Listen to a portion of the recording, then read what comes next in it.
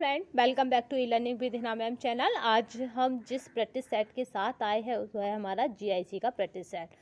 ये previous year के question paper है। तो ये कब का है? 2015 का। इससे पहले हम 2 प्रीवियस ईयर के क्वेश्चन पेपर लगा चुके हैं जो जीएस के विद्यार्थी हैं उनके लिए, यानी जीएस के विद्यार्थी टोटल सभी विद्यार्थी हैं, क्योंकि जीएस क्या है, कंपलसरी पार्ट है। और जीएस के कितने क्वेश्चन आने इस बार? 40 क्वेश्चन आने, हर बार 30 आते रहे हैं।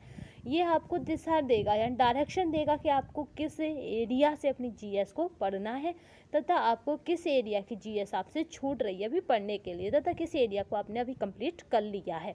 चलिए, तो इसी एम को लेकर यानी इसी टारगेट को लेकर ये प्रीवियस ईयर के क्वेश्चन पेपर शुरू किए गए हैं। कुछ क्वेश्चन भी इसमें से आपको मिल जाएंगे जो काफ़ी हेल्पफुल होंगे आपके लिए। चलिए, इसी टारगेट को लेकर हमने इस प्रैक्टिस सेट की श्रृंखला को शुरू किया है। तो आई होप आपको ये पसंद आ रही होगी। अगर पसंद आ रही हो तो आप कमेंट बॉक्स में अवश्य बताएं। आज के मोटिवेशन कोट जो आपको दूसरों से अलग करेगा तथा आपके कार्य को और अधिक तेजी से करने के लिए आपको ऊर्जावान रखेगा तथा अंदर से मोटिवेट करेगा। ठीक है, क्योंकि सिंह बनिए, सिंहासन की चिंता ना करें, क्योंकि आप जहाँ होंगे सिंहासन वहाँ होगा। ठीक है ना, रुक न थके मंजिल के मुसाफिर, मंजिल भी मिलेगी और मिलने का मज़ा भी आएगा। तो जिन्हें अब तक टीजीटी पीजीटी में असफलता मिली है या अब तक के किसी भी एग्जाम में असफलता मिली है तो वो रुके नहीं, ठहरे नहीं, क्योंकि एलटी ग्रेड आने वाला है। एलटी ग्रेड के बाद की बात करें, फिर आपका जूनियर शिक्षक भर्ती है, उसके बाद 73,000 प्राइमरी शिक्षक भर्ती है। तो इस तरह से भर्तियों का ठीक है, भर्तियाँ हैं, तो आप परेशान ना हो। जीआईसी में माना सेंटर काफ़ी दूर है, तो पहले से ही थकान तथा सेंटर इतनी दूर है कि व्यक्ति क्या सोच रहा है, पहले से ही थोड़ा डिमोटिवेट कर रहे हैं वो सेंटर। मगर क्या करना है, हमें तो संघर्ष जारी है, क्योंकि अभी रुकना नहीं है। ठीक है, तूफा अभी थमा नहीं, कहलमा अभी मिला नहीं, यानी आप मंजिल तक अभी पहुँचे नहीं, तो आपका संघर्ष जारी है। चलिए देख लेते हैं अपने क्वेश्चनों को जो काफ़ी अहम है परीक्षा की दृष्टि से, तथा हमें ये भी डिसाइड कर पाएंगे कि हाँ किस तरह के क्वेश्चन पूछे जाते हैं। अब तक के सारे प्रतिशतों में यही ज़्यादातर आया है कि कौन किसके शासनकाल में आया था। अलबरूनी की बात करें तो अलबरूनी 7 आया, तो किसके साथ आया? तो वो था गजनबी के महमूद के साथ, गजनबी या महमूद गजनबी के साथ। इस तरह से इसे याद रखिएगा।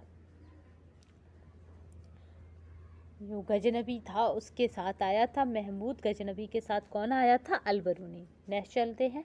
धौली स्थित है, तो वह धौली कहाँ? भुवनेश्वर में स्थित है। भुवनेश्वर कहाँ है? उड़ीसा में।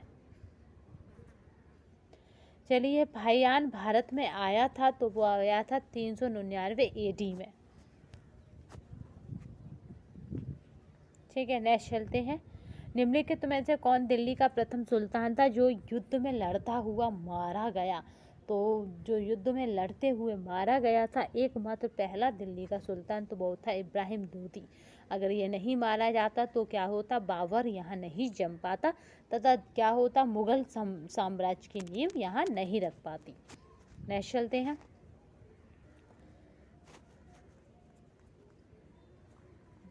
आपका है कोलीही विद्रोह लोगों से संबंधित है, तो वो हमारा छोटा नागपुर के लोगों से ये संबंधित है। ठीक है, कोल्ही का क्या मतलब था यहाँ पे?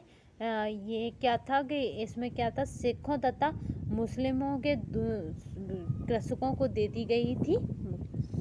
तो ये क्या थी कि कोलों का नेतृत्व था। ये इस विद्रोह में कोलों का नेतृत्व था, इसीलिए इसे कोली विद्रोह कहा गया। सुरगा और आपका है सिगराय ने किया था। ये किसने किया था? आपका है सुरगा और सिगराय ने किया था। यह मुख्य रूप से सिंहभूमि और पालमू और हजारीबाग आदि में व्यापक रूप से फैला था। चलिए नेक्स्ट चलते हैं। बिरसा मुंडा का कार्य क्षेत्र कौन सा है? तो ये बहुत मोस्ट इम्पोर्टेंट है, तो रांची है। नेक्स्ट चलते हैं। आपका है नाथुल्ला दर्रा भारत के किस राज्य में स्थित है? तो वो हमारा राज्य है सिक्किम, जहाँ नाथुल्ला दर्रा स्थित है। और दर्रों की बात कर लेते हैं। यहाँ पे नाथुल्ला दर्रा सिक्किम है। आपका जम्मू कश्मीर में कौन सा दर्रा है? तो वो हमारा है जम्मू कश्मीर में जोजिला और पीर पंजाब कहाँ है? जम्मू कश्मीर में है। और आपके उत्तराखंड में क्या क्या है? नीति और माना उत्तराखंड में है। और जबकि आपकी हिमाचल प्रदेश में जो दर्रा है वो है सिपकिला दर्रा, और रोहतांग दर्रा हिमाचल प्रदेश है। चलिए नेक्स्ट चलते हैं। निम्नलिखित में से कौन सा स्थान परमाणु शक्ति स्टेशन के लिए प्रसिद्ध है? तो वो हमारा है आपका आपका कुंडनकुल्लम, ये क्या है, प्रसिद्ध है। नेक्स्ट चलते हैं। कौन सा शहर शहरी विकास मंत्रालय द्वारा बनाए गए सर्वेक्षण में भारत के आपका 476 शहरों में स्वच्छ भारत रैंकिंग में शीर्ष पर रहा है? तो वो हमारा है मैसूर। नेक्स्ट चलते हैं। किस शहर में स्मार्ट सिटी मिशन के लिए केंद्र सरकार को अपना नामांकन सर्वप्रथम भेजा? तो वो शहर था हमारा पांडुचेरी, इसने सर्वप्रथम भेजा। नेक्स्ट चलते हैं। हाल ही में निम्न में से किसने टेस्ट क्रिकेट में 400 आपके विकेट लेकर रिकॉर्ड बनाया? तो वो हमारा है राइट आंसर जो है इसमें वो हमारा कौन है, वो हमारे हैं डेल स्टेन। नेक्स्ट चलते हैं।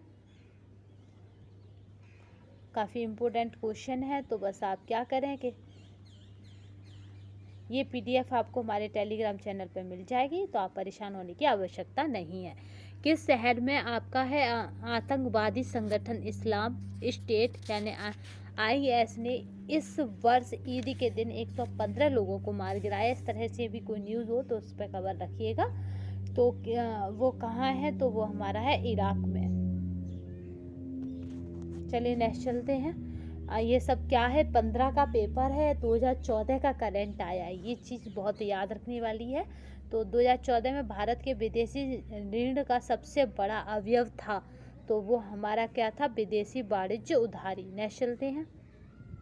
आपका श्रमेव जयते कार्यक्रम निम्नलिखित में से किसके नाम से जुड़ा है? तो वो जुड़ा है हमारा पंडित दीनदयाल उपाध्याय के नाम से। नेक्स्ट चलते हैं। निम्नलिखित में से आपका श्रमेव जयते कार्यक्रम निम्नलिखित में किसके नाम से जुड़ा है? तो वो हमारे पंडित दीनदयाल उपाध्याय के नाम से जुड़ा। ये श्रमिकों के लिए है, श्रमिक सुधार है, श्रम सुविधा पोर्टल है, ठीक है, इस तरह से इसमें आपकी स्कीम है या योजना है। नेक्स्ट चलते हैं। निम्नलिखित में से किस एक को भारत में निदेशिक और उद्योग में सम्मिलित नहीं किया जाता है? तो हमारा जो राइट आंसर रहता है वो हमारा यहाँ पे नहीं किया जाता, तो वो राइट आंसर जो रहता है वो हमारा है सॉफ्टवेयर। नेक्स्ट चलते हैं। सोनार अधिकांशतः प्रयोग में लाया जाता है, तो सोनार क्या है? तो वो हमारा है नौ संचालकों द्वारा उसमें प्रयोग में लाते हैं। नेक्स्ट चलते हैं। विटामिन C का रासायनिक नाम क्या है? तो वो हमारा है आपका है एस्कॉर्बिक अम्ल। विटामिन C को कहते हैं। विटामिन C सभी खट्टे पदार्थों में हमें मिलती है, खासकर खट्टे फलों में ये पाई जाती है, एस्कॉर्बिक अम्ल। नेक्स्ट चलते हैं। हम कमरे में सूर्य के प्रकाश पाते हैं, तो सूर्य का प्रकाश हम कैसे पाते हैं? प्रकीर्णन के द्वारा, ठीक है। जो कमरे में आपके लाइट आती है, सनलाइट, वो आती है हमारे प्रकीर्णन के द्वारा। नेक्स्ट चलते हैं। बिजली का सबसे उत्तम चालक निम्नलिखित में से कौन है? तो यहाँ पे जो राइट आंसर है हमारा पूछा है चालन, तो यहाँ पे है हमारा समुद्री जल चालक पूछा है, को चालक नहीं पूछा, याद रखिएगा। नेक्स्ट चलते हैं। फिर मैथ वाले क्वेश्चन आ गए यानी एक्सरसाइज, तो उन्हें क्या करना है, आपको PDF टेलीग्राम चैनल से लेकर फिर उन्हें कि सिर्फ पेज में एक्सरसाइज करनी है। आपको केवल इन्हीं को उतार के रिपीट कर लेना है, तो भी क्या होगा कि वहाँ इनसे मिलते जुलते आपको क्वेश्चन मिलेंगे, बिल्कुल निश्चित है। कोई एक व्यक्ति 10 रुपये में 11 सेब खरीद कर 11 में से 10 सेब बेचता है, ठीक है। क्या 11 खरीदता है, 11 में से क्या करता है, 10 बेचता है, उसे कितने प्रतिशत का लाभ हुआ? तो यहाँ लाभ ही लाभ होगा, तो यहाँ पे 21% का उसे लाभ हुआ। नेक्स्ट चलते हैं। इस तरह से इसे निकाला गया है। जब दो वृत्त एक दूसरे को काटते नहीं हैं तब उभयनिष्ठ स्पर्श रेखा की संख्या है, तो क्या रहती है? तो वो 4 रहती है। जब कोई वृत्त एक दूसरे को काटते नहीं है तो उभयनिष्ठ संख्या ये रही 1 2 3, आपकी यहाँ गिनिए 1 2 और ये 4 रहती है, ठीक है। चलिए नेक्स्ट चलते हैं। आपका है 5000 का 10% का 20% का कितना होगा? तो यहाँ पे जो राइट आंसर रहेगा वो हमारा रहेगा ए यानी 100। तो यहाँ का भाव आ गया है, याद रखना का आ जाता है तो क्या करते हैं आप सबको पता ही होगा। तो यहाँ 2 का आए हैं तो दोनों ही बार होगा। तो कितना रहेगा देखिए यहाँ पे दिखाया भी गया है। यहाँ पे आपका 5000 गुणा इंटू 10/100 फिर 20/100, क्योंकि परसेंटेज हमेशा 100 में आती है। जिसका लिया जाता है वो नीचे, जो जिसमें से लेते हैं वो ऊपर। तो 100 में से 20 लिया है, 100 में से 10 लिया है, तो ये दोनों ऊपर। ठीक है, तो इस तरह करने पर 50 इंटू 2 यानी 200। 2 बार हमने लिया है इसमें, इसलिए 2 का हमने इसमें इंटू किया है। तो आई होप आपको ये समझ में आया होगा। और टेलीग्राम से इसकी PDF निकाल कर अपनी रफ पर इसे सॉल्व करने की कोशिश करें। उससे होगा क्या कि वहाँ पे पेपर में आपको एक तो प्रश्नों की संख्या कठिन कब लगेगी, तथा आपका रिवीजन औरों से बेटर होगा और अच्छा भी होगा। तो आई होप आपको ये वीडियो पसंद आई होगी। अगर पसंद आई हो तो शेयर, लाइक एंड सब्सक्राइब करना ना भूलिएगा। तब तक कमेंट बॉक्स में बताइएगा कि आपको यह वाली श्रृंखला कैसी लग रही है, तथा आपको क्या करना है कि GS को इसके अकॉर्डिंग तैयार करना है जो प्रीवियस ईयर के क्वेश्चन पेपर हैं।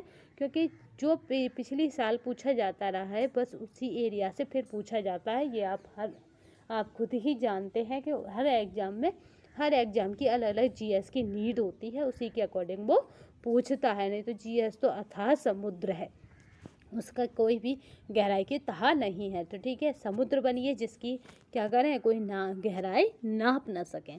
तो जय हिंद, जय भारत। अब तक के लिए बस, धन्यवाद।